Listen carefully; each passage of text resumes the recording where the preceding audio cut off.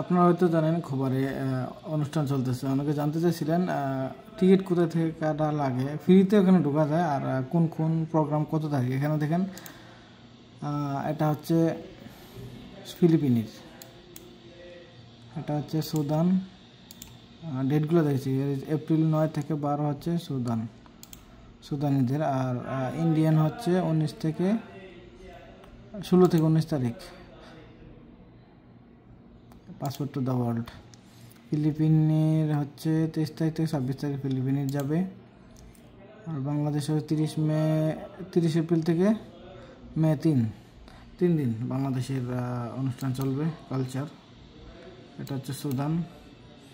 এখান থেকে আপনি চলে টিকিট কাটতে পারবেন বুক। টিকিট কাটলে আপনি ভিআইপি সামনে যে চান ওইটা কাটতে পারবেন আর কি।